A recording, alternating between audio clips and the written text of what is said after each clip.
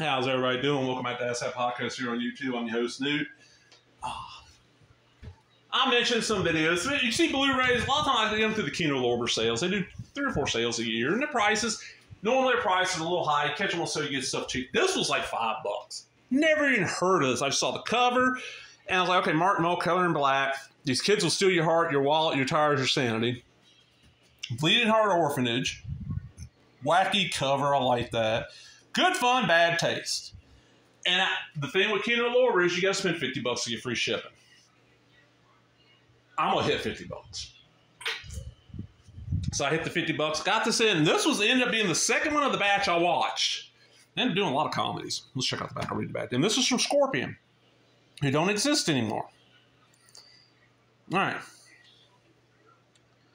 Brand new HC Master. The home of the Bleeding Heart for Orphans is more like a prison than a home for orphans. Run by tyrannical Sister Serena and DeSalvo, Arthur taking her prison, and her eclectic assistant, Mr. Kurtz. Murphy Dunn, the Blues Brothers 2000. Okay, y'all will know Murphy Dunn. He is the really effeminate, I guess would be the right word without being offensive here.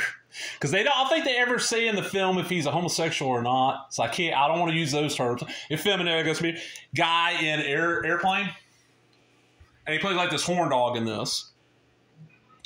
It doesn't take the inmates long to hatch an escape plan. When a scheming mind, the kids begin to wreak havoc in the orphanage, and one of them is selected to join the bizarre Fitzpatrick family. Escape plan quickly turns into a rescue mission as the friends set off in search of their lost brother. On the run for Sister Serena, Mr. Kurtz, the police, and the Fitzpatricks, the kids make a break for freedom in this awful comedy from the creator of Shogun Assassin. Really? Robert Houston, trust me, Karen Black, Martin Mull, Kimmy Robertson.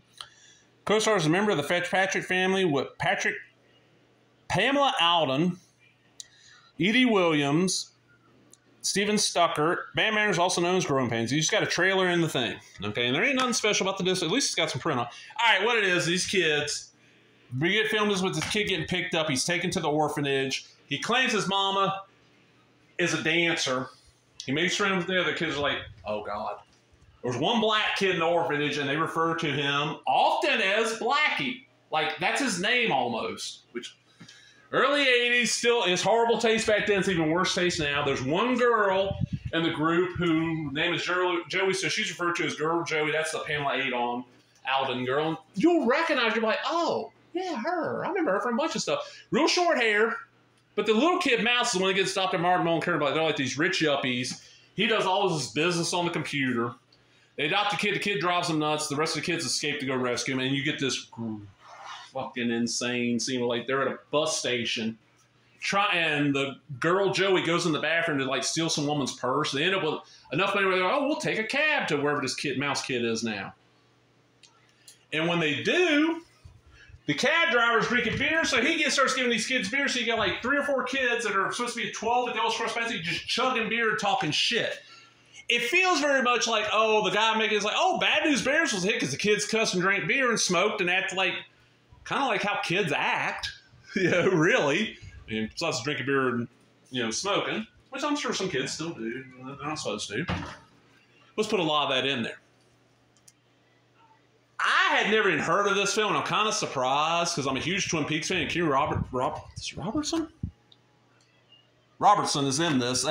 She was Lucy, the secretary at the police office.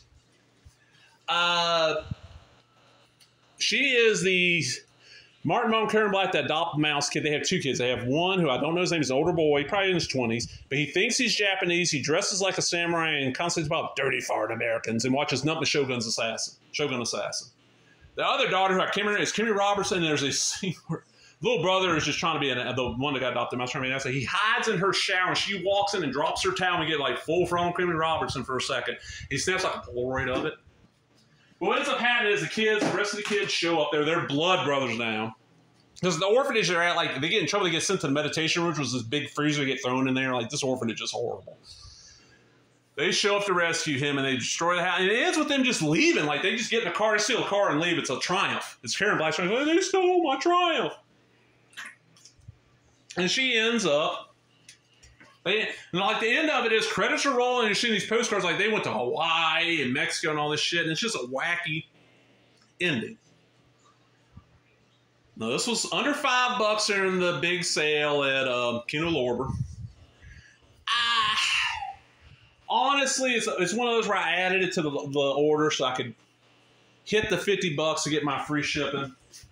And I loved it. I think it's fun, but I doubt I'll watch it more than maybe once a year.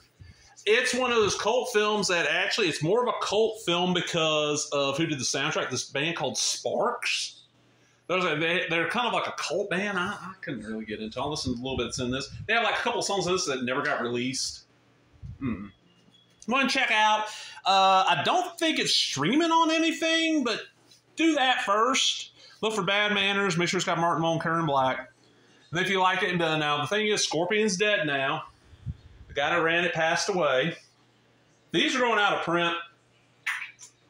Not many more being made, and when it goes out of print, this might be one of those that just skyrockets. I don't know, but I'm out, everybody. Give me a thumbs up, leave a comment, subscribe, all the other bullshit. Talk to everybody later. Bye-bye.